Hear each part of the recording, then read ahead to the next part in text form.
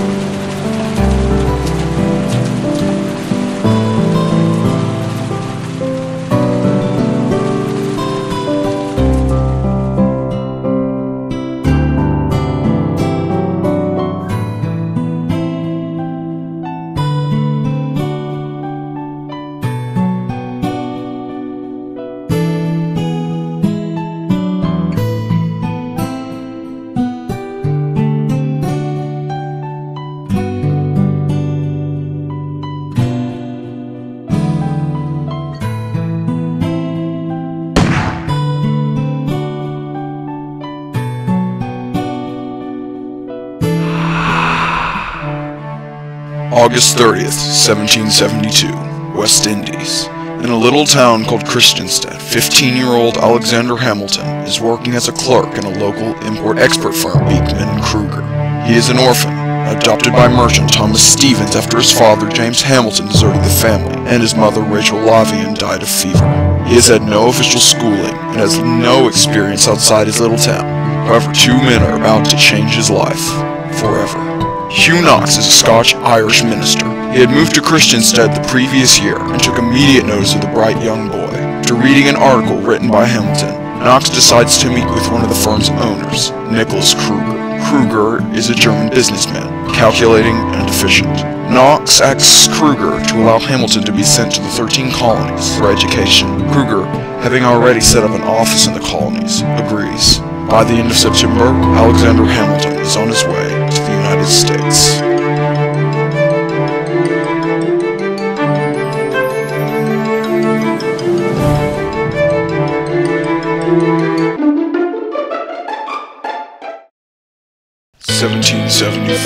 New York City.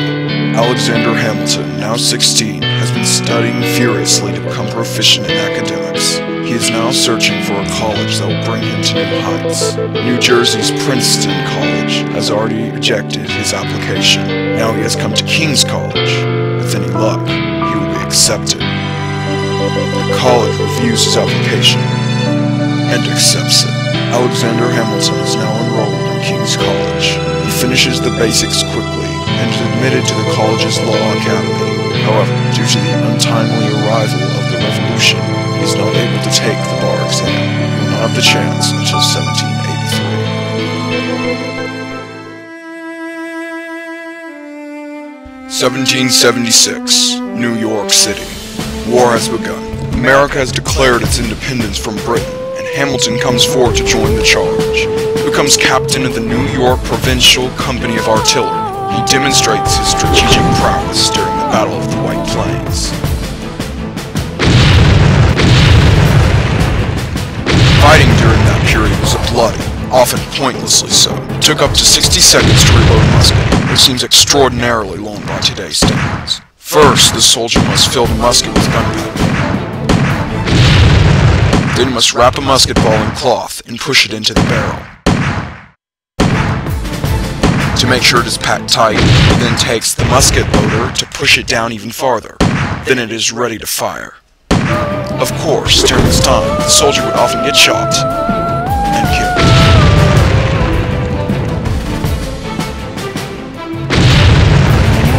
Hamilton is soon promoted to the rank of Lieutenant Colonel and accepts an invitation to be an aide to General Washington. He serves under Washington for the remainder of the war.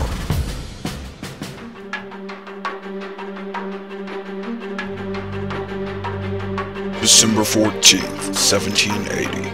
Albany, New York. The Revolutionary War has gone on for 5 years. In the midst of it all, Hamilton, against all odds, is married to Elizabeth Betsy Schuyler at the family mansion. Not 1 year later, British General Charles Cornwallis surrenders to General Washington at Yorktown. The end to the war, although unofficial, has come. Hamilton had personally led at least one infantry charge into the British lines. He, and all the patriots that he fought beside, are hailed as heroes.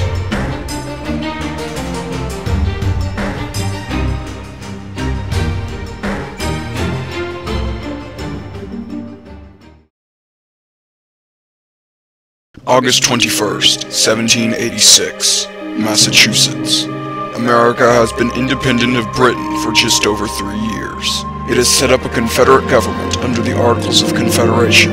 However, in an effort to prevent the rise of a tyrannical central government, America has virtually no federal power.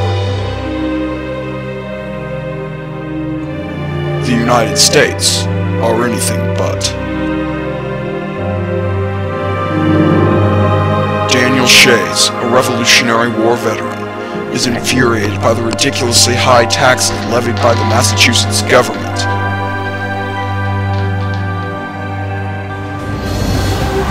He gathers supporters and riots, shutting down courts, trying tax supporters, and arming his rebellion.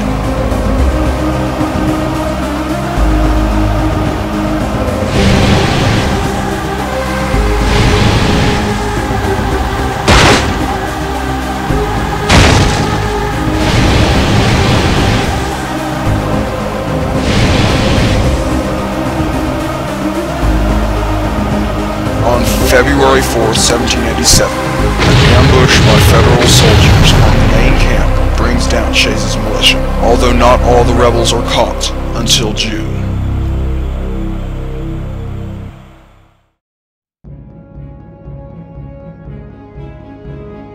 May 14, 1786, Philadelphia, Pennsylvania. America is terrified by the devastation caused by the inability of the government to stop Shays' rebellion. Many states decide to hold a conference to debate amending or even scrapping the Articles of Confederation. This becomes known as the Constitutional Convention. Hamilton is selected to represent New York in the convention, along with John Lansing Jr. and Robert Yates. Many new plans of government are presented before the convention, but none of them appeals to Hamilton, as they all rely too heavily on democracy. On June 18th, Hamilton chimes in with a plan nicknamed the British Plan, as it is very similar to the British system of government. It calls for a bicameral legislature, one house elected by the people and the other appointed by electors elected by the people, and a single executive serving for life with the ability to use an absolute veto. State officials would be appointed by their national counterparts. Not one delegate stands in favor. Hamilton sits down.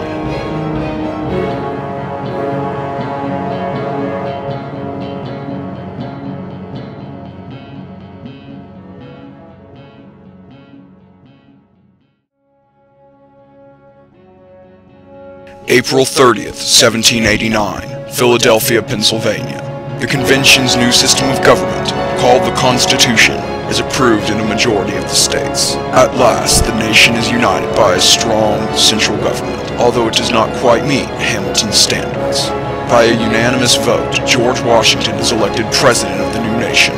Washington appoints Hamilton Secretary of the Treasury, a position where he will make a great difference. He creates the first national taxation system and establishes America's national bank in an attempt to pay off war debts. He is immensely successful, but he only lasts one term in office.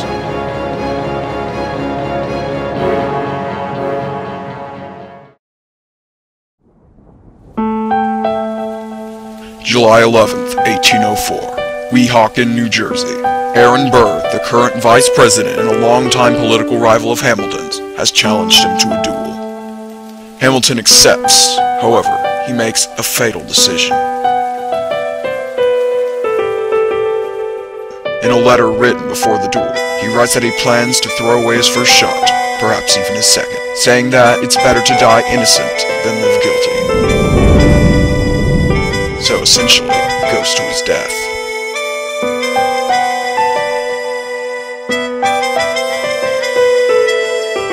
He uses the same Wogden and Barden dueling pistols used by his father-in-law, Philip Schuler, when he was killed in a duel 3 years earlier.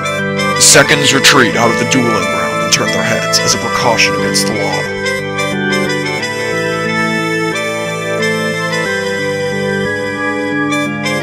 Burr and Hamilton go to the center of the field, then turn and take 10 paces.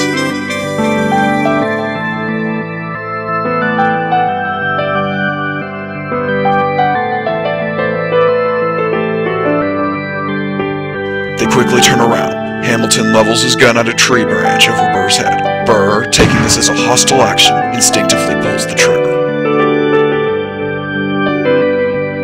Hamilton is hit in the abdomen. He immediately goes down. The doctor, lying in wait farther down the path, is ushered over to Hamilton.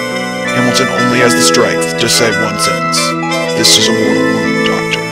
He then falls unconscious. The following day, Hamilton's body is laid to rest at Trinity Church. Alexander Hamilton, 47, the first Secretary of the Treasury, is dead, but his legacy lives on.